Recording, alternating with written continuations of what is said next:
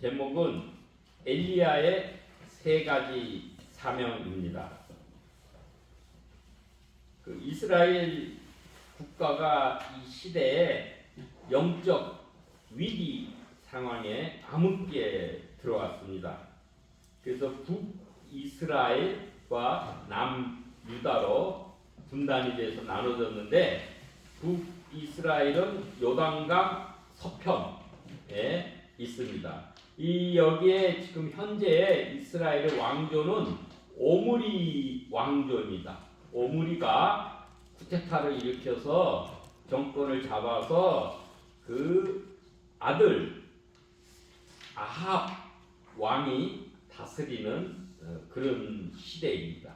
근데 이때가 왜 위기냐면은 실질적인 군사력이나 국가적인 경제나 국력은 막강했어요. 그래서 오므리가 유명해서 고대 근동의 그 문헌에도 나오는, 우리 세속적인 국가 경영으로는 뛰어난 분이고 국력을 많이 신장을 시켰어요.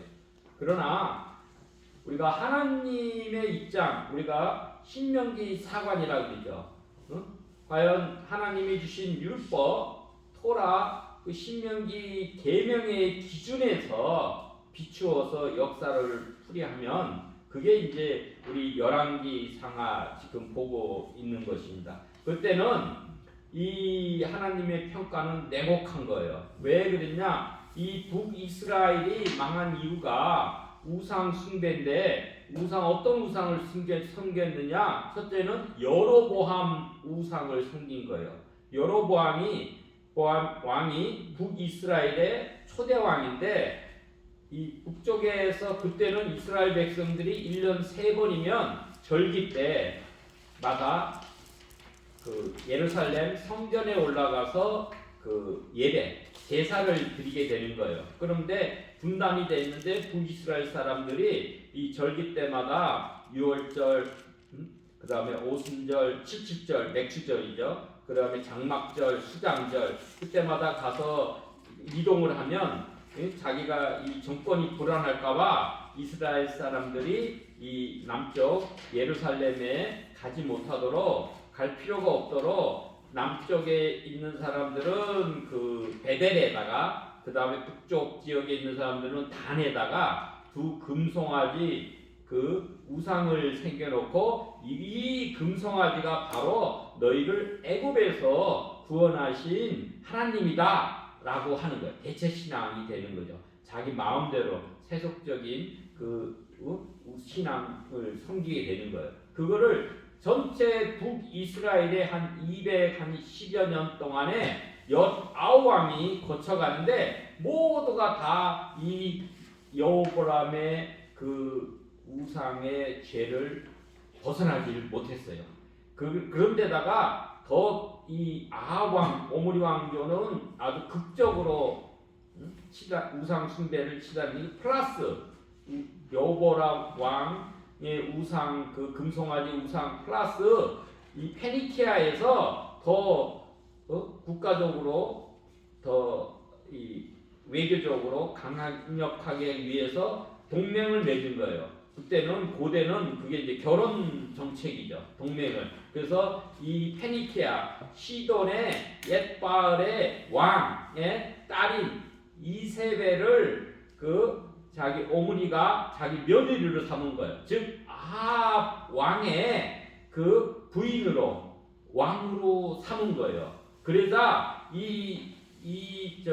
이세벨이 자기만 온 것이 아니라 거기에 있는 바알 우상, 아세라 우상을 데리고 와가지고 그 북이스라엘의 수도가 사마리아인데, 사마리아에다가 바알 신전을 세워놓고 거기에 바알 제사장들을 하는 거예요. 거기는 옛날에 고대의 이 이방 신의 그 신전에는 그거 남창 여창들이 있는 거예요. 그래서 이 바알이 풍요를 갖다 주는 거예요. 번성하게 되고 이 땅에서 잘 먹고 잘 사는 거예요. 풍요, 농사를 지니까 비를 내리게 하고 그래서 폭풍우의 신이 그 바알의 그 번성하는 신이고, 또 하나는 아세라, 그 옆에는 아세라 목상이 있어요. 그 얘기는 쾌락의 신이에요. 음란의 신인 거. 그래서 이 땅에는 다른 거 없어요. 잘 먹고 잘 사는 거 풍요, 자기 탐욕을 채우는 거고, 그 다음에는 우리 쾌락에 빠져서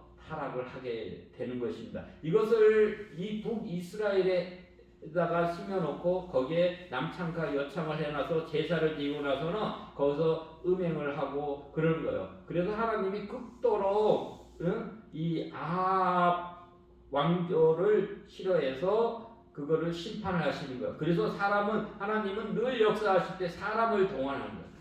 애굽 시대에 또 그 이집트에서 그 백성들이 노예로 생활해가지고 그 힘들어가지고 자기의 그 아픔을 하나님께 그 고했을 때, 부르짖었을 때 바로 아기 모세를 탄생하게 해서 그 애굽에서 이집트에서 이스라엘 백성을 구원하신 거예요. 이때도 마찬가지로 이 세상 나라는 아주 번영과 그 쾌락의 그 승승가도를 달리고 있을 때 대척점으로 하나님이 누굴 보내시냐? 요단 동편, 요단 서편은 지금 엉망진창이다. 하나님의 약속의 땅, 가나안 땅이 그렇게 우상 숭배로 영 타락을 하고 있을 때 요단 서편에 동편에 있는 그 길라 디셋 지역 동네 작은 시골 마을에 엘리사, 무명의 엘리사를 하나님이 발탁을 선택을 하셔가지고 이 사마리아 이 요단강을 건너서 요단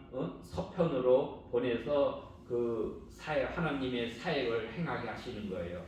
그래서 이 땅에는 세상 나라가 있고 하나님 나라가 존재하게 됩니다. 그래서 이제 열왕기상 18장에는 이 둘이 대결을 하는 거예요. 뭔 얘기냐면 우리의 삶에서도 늘 참된 주인은 누구냐? 내 인생의 주인이 누구냐? 내 인생의 주인이 내 자신, 에고이스트, 내 자신으로 되느냐? 아니면 나의 탐욕, 욕망, 세상 것, 만모니즘, 이 물질 이런 걸로가 내 인생을 좌지우지하느냐 되는 거예요. 이 땅의 창조주는 누구냐? 역사의 주관자는 누구냐? 나의 하나님은 누구냐라는 것을 대결을 하는 거예요.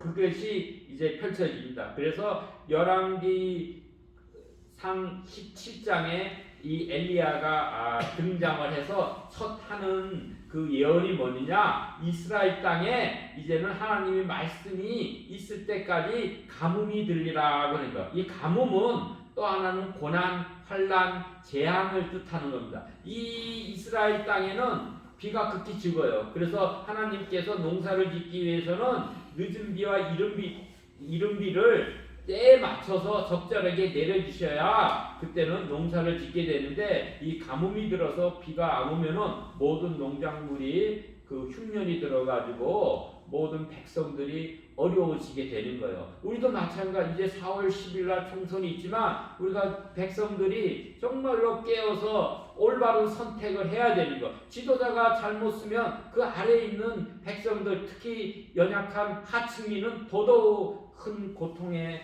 처하게 되는 것입니다. 그래서 이 엘리야 시대 때는 이 가뭄이 3년 반 동안 왔어요. 우리가 성경에 7은 완전수예요. 우리 재앙도 7년 재앙 그러잖아요. 근데 3년 반에 그 재앙이 가뭄이 들게 된 거예요. 그런데 이 엘리야의 후계자인 엘리사 세대 때는 더더욱 심해서 7년 가뭄이 들었다고 우리 나옵니다. 열왕기하 8장에 보면은. 그래서 이 열왕기상 18장에 등장을 해가지고 그 가뭄이 들고 그렇게 했을 때 이제 18장에는 이제 그 엘리야가 나타나가지고 그 이 바알 우상을 섬기는 그 바알 제사장이 450명 남자들이 주로. 그리고 거기에 또 여자 사제 그가 그 아세라 제사장이 400명을 다 불러 모으라 그러는 거예요. 갈멜산. 이게 이스라엘 가면은 이쪽이 서쪽이 그 지중해가 있죠. 요단강 그 사이에가 이제 이스라엘 이 가나안 땅인데 그쪽 북쪽에 가면 이렇게 뾰족하게 튀어나온 데가 갈멜산이에요. 갈멜산이 꽤 높아가지고 비가 오면은 거기 산맥에 부딪혀가지고 거기서 제일 먼저 비가 내리는 거예요. 그래서 갈멜산 높은 데서 다 모여가지고 우리가 한번 대결을 하자 이거야. 누가 참 하나님이고 누가 과연 이 가뭄을 내리는데 비를 내리는 쪽이 진짜 하나님인 거예요. 그죠? 근데 이때는 바알이 주특기예요. 이 고대 근동 시대에는 우상들에마다 자기 우상들은 지역신이에요. 지역마다 다 우상이 있어요. 우리도 보면 부뚜막 우상, 뭐 장독대 우상, 뭐 이런 그 우상, 귀신이 있듯이 그 다 자기 지역적인 그 우상이 있는 거예요. 그 우상의 특기가 있어요. 주특기가. 근데 이 바알의 주특기는 폭풍 신이에요. 그래서 비를 내리고 하는 풍요를 갖다 오는 거예요. 농사에. 그 신인데 그러면은 자기가 바알이 진짜 이게 신이면은 그러면 이 가뭄이 들었을 때 비를 내려가지고 그거를 해결해줘서 모든 백성에게 실질적인 풍요, 거짓 풍요가 아니라 실질적으로 백성들한테 그 비를 내려서 풍요를 갖다주는 그런 신이 누구냐라는 것을 갈멜산에서 이제 대결을 하는 거예요. 누구랑 내냐? 어떻게 보면 450명의 바알 제사장과 그 400명의 아세라 제사장을 불러 모아서 하는 거예요. 그리고 이쪽 그 하나님의 사람은 엘리야 한 명이에요. 이때 최소 450, 또 아세라 여자 그 선지자까지 하면 850대 1로 거기서 각자의 재단을 쌓아놓고 증명하는 거예요. 그리고 이스라엘 사람 다 불러 모으는 거예요. 백성들. 야, 여기서 진짜로 대결을 해서 과연 하늘에서부터 불이 내려가지고 이 재단에 있는 재물을 다 태우는 신이 그게 진짜다. 그 다음에 태우고 그것을 하늘에서 불이 내려오면 실제로 역사하는 것을 증명하고 그 다음에 비를 내려서 이 백성들의 고통을 해결해주는 신이 진짜 신이다라는 것을 대결한 거예요. 그렇게 해서 먼저는 그 신전을 세워놓고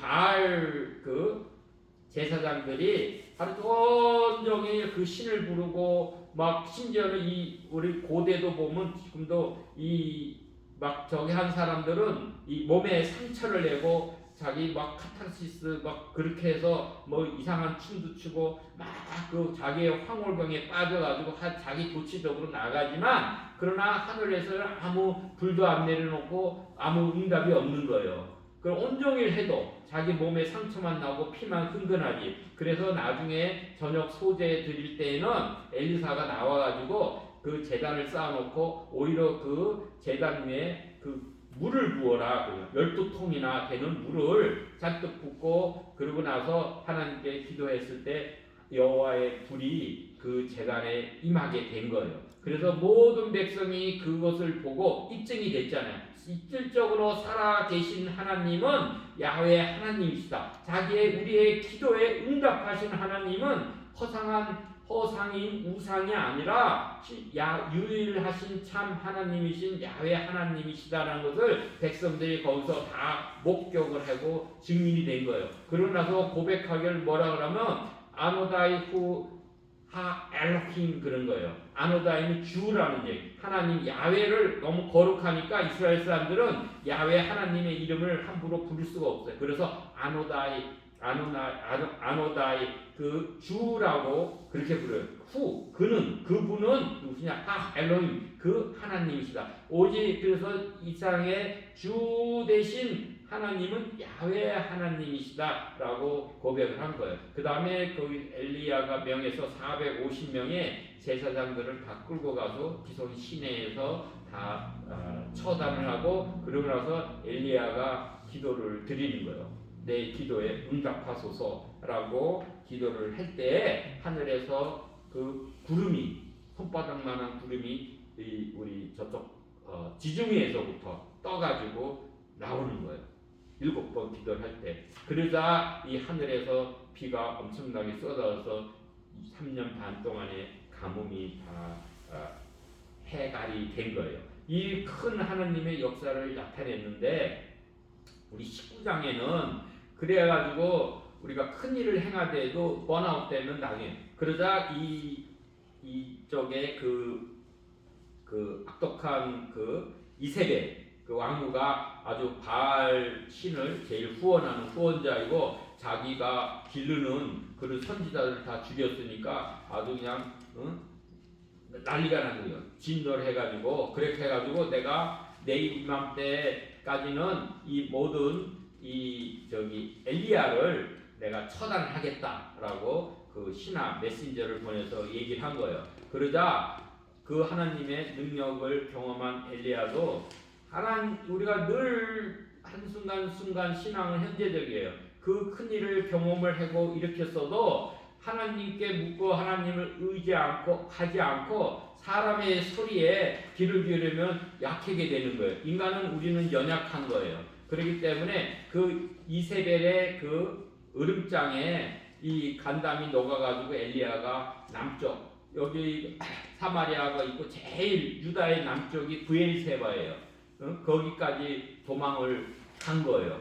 자기 생명을 살리기 위해서. 그러고 나서 한 길 더 광야로 들어가가지고 이제는 기진맥진한 거예요. 그 하나님의 능력을 행한 하나님의 사람 엘리야가 우리가 늘 한순간 어떤 위기에 있을 때 하나님을 바라보고 하나님께 구하고 하나님을 의지하고 하나님이 해답이시고 그 능력이시기 때문에 그 주님을 바라보면 우리의 삶 소망이 있어가지고 그 문제를 해결되는 거예요. 그러나 이 세상을 보고 사람을 보고 문제를 바라보면 자기가 연약하기 때문에 그 속에 매몰돼가지고 번아웃 돼가지고 지쳐가지고 그래가지고 광야에 들어가서 로뎀 나무가 그 쌀이 나무 같은 거예요. 빗자루 나무 같은 그거 별로 그늘을 안 주는 에셀 나무나 이런 거는 아주 시원하게 되는데 그 고난의 상징인 로뎀 나무 아래에서 내 죽기를 청하는 거예요. 하나님 이제 내 생명을 취하소서이다. Lord take my life라고 그렇게 하는 거예요. 그럴 때 하나님께서는 천사를 보내주셔가지고 천사가 아무 말 안 해요. 하나님이 아시는 거야. 엘리야가 지쳐가지고 이제는 완전히 번아웃 돼가지고 누워서 이제는 죽기를 청하니까 야단하는 게 아니라 어루만져 주시는 거야. 터치한 거야. 합토. 하나님이 천사가 나타나서 어루만지시고 그동안 먹지도 못했잖아요. 양식도 못 먹고 물도 못 먹고 그러니까는 그 떡과 그 물을 갖다가 주는 거, 숯불에 구운 거, 아주 베이크된 그 브레드면 아주 그 좋은 떡과 물을 갖다가 줘서 그 아침 저녁으로 가서 그 힘이 솟아야 돼. 우리도 힘이 떨어졌을 때는 양식을 먹고 기운을 차리는 거예요. 그러고 나서 하나님 말씀을 하는 거예요. 미션을 주는 거예요. 나 이제 기운을 내 가지고 호렙산으로 가라 하는 거야. 호렙산 어디? 호렙산은 큰 산맥을 지칭할 때 호렙산이고 거기에 있는 한 산봉우리가 신의 산이에요. 사이나이 마운트라고 그죠? 그 신의 산. 거기서 모세가 하나님을 만나서 거기서 십계명 율법을 받은 곳이에요. 그곳으로 하나님의 산 호렙산으로 가라 명하시니 40일을 걸어가야 돼요. 40주야를 걸어가서 호렙산의 그 한 동굴 지금도 가면은 여기 그 사우디아라비아의 그 시내산 그 보면은 그 동굴이 있다 그래요. 그 동굴에서 거하면서 거기서 하나님을 만나는 거예요. 하나님의 그 현현하심이 나타나는데 하나님이 현현하심이 나타나면 다양합니다. 첫째는 하나님이 바람이 속에서 불 때 나타나기도 하고 구름 속에서 나타나기도 하고 불 속에서 나타나기도 하고 때로는 지진 속에서 나타나시기도 해요.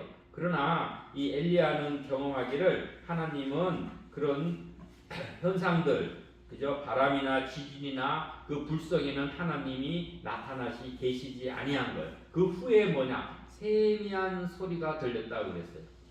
영어로 하면 silent sound 또 다른 말은 gentle whisper 그런데 그 세미한 소리가 들리고 그 후에 그 하나님께서 엘리야에게 세 가지 사명을 주시는 거예요. 그게 뭐냐면 오늘 읽은 말씀이죠. 너는 돌이켜. 그죠? 15절 오늘 읽은 본문 말씀이에요. 여호와께서 그에게 이르시되 그가 엘리야에게 이르십니다. 너는 내 길을 돌이켜라. 돌이키라는 게 슈브예요. 히브리 말로는 이게 회개하다. turn back. 우리가 죄를 잘못 지면 죄가 뭐냐면은 하나님의 그 관역이 있어. 화살을 쏘면 그 관역에 딱 맞추는 거가 그게 신실하고 의의가 되는 거예요. 그 관역에서 빗나간 거예요.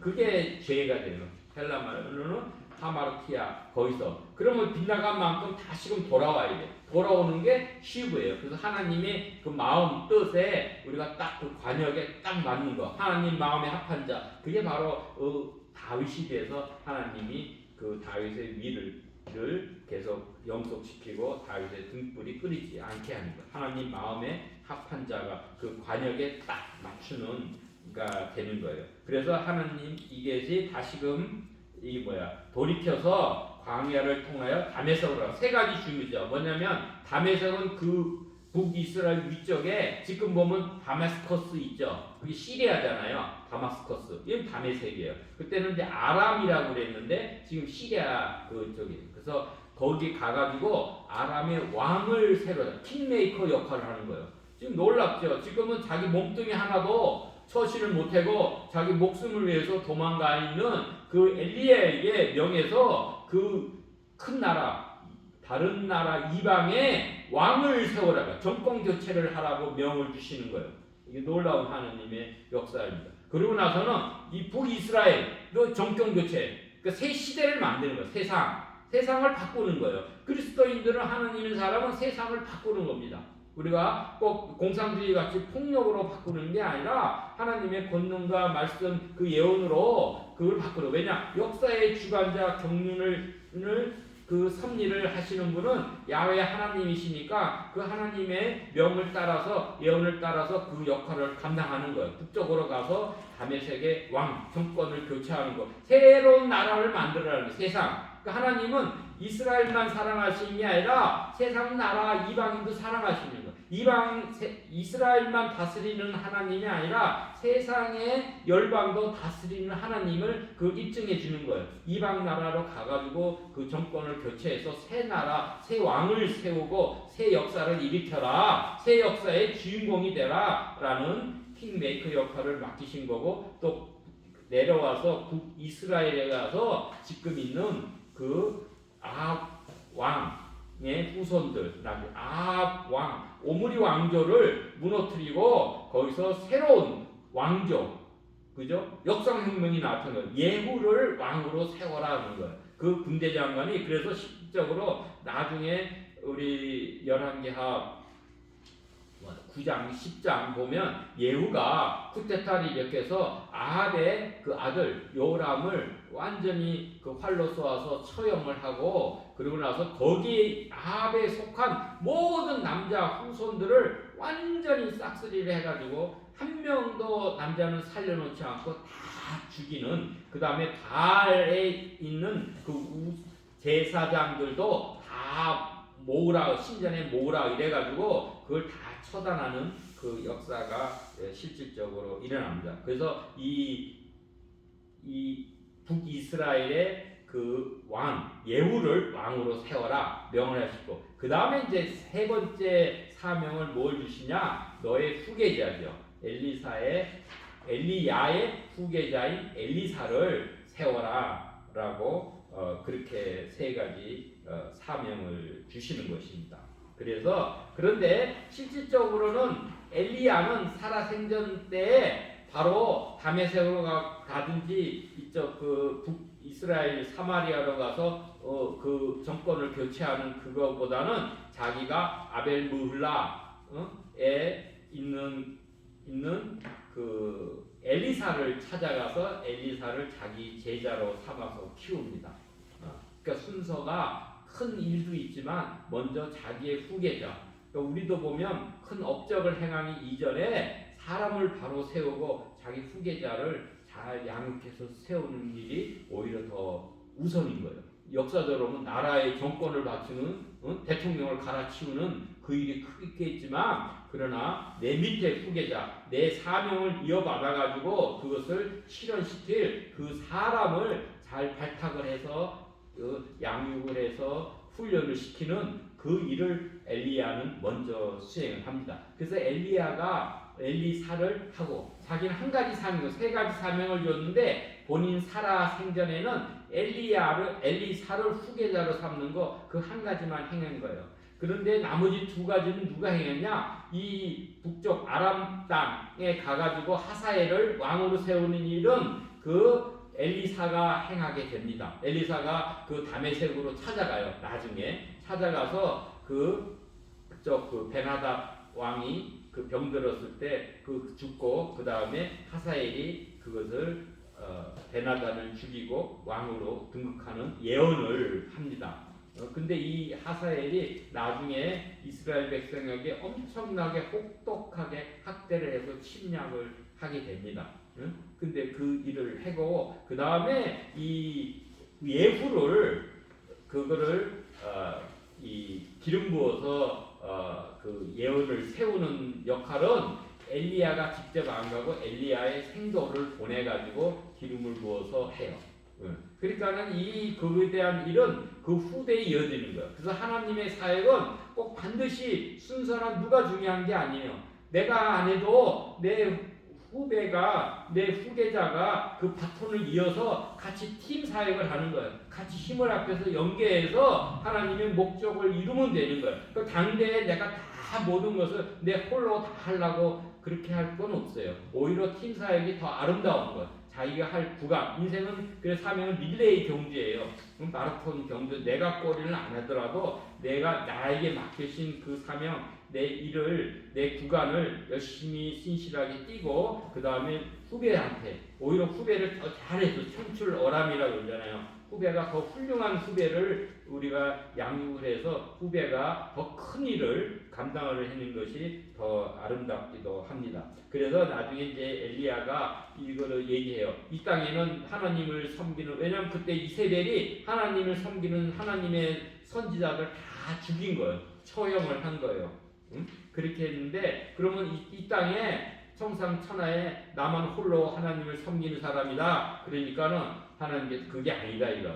너가 모르지만 이 땅에 하나님을 섬기는 남은 자가 7,000명이나 있다 얘기한 거. 7이라는 숫자는 완전수고 1000은 많다는 얘기예요. 하나님이 많이 그 땅에 그 당시에 원체 공포 정치하던 그런 시대니까 하나님을 믿는 사람들이 이렇게 표현적으로 나타나지 않아서 그렇지 실질적으로 하나님 믿는 남은 자가 7,000명이나 하나님이 미리 예배해줘서 너만 홀로 있는 게 아니다는 거예요. 우리가 때로는 실망하고 낙담하는 거. 왜 엘리야가 낙담을 했냐면 엘리야가 그 하나님의 불이 하늘에 내려와서 하는 큰 역사를 행했는데 그 후에도 이 백성들 이 나라가 변함이 없는 거예요. 그대로 그냥 역시 그 바알 그 우상을 섬기고 자기가 큰 일을 했는 기적을 베풀었는데도 불구하고 결과론적으로는 아무런 큰 영향의 변화가 없는 거예요. 그러니까 오히려 영적 무기력함에 빠지게 돼서 탈진한 상태가 되어버린 것이에요.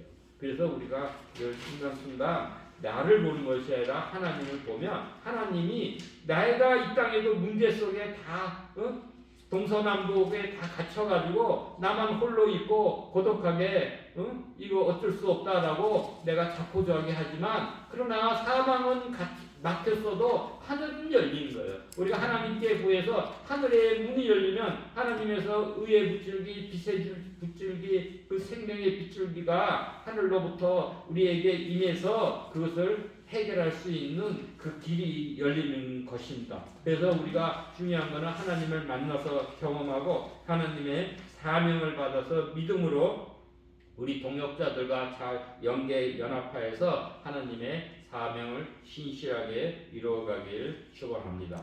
예, 우리 함께 기도 드리겠습니다. 우리 함께 기도에 찬양하면서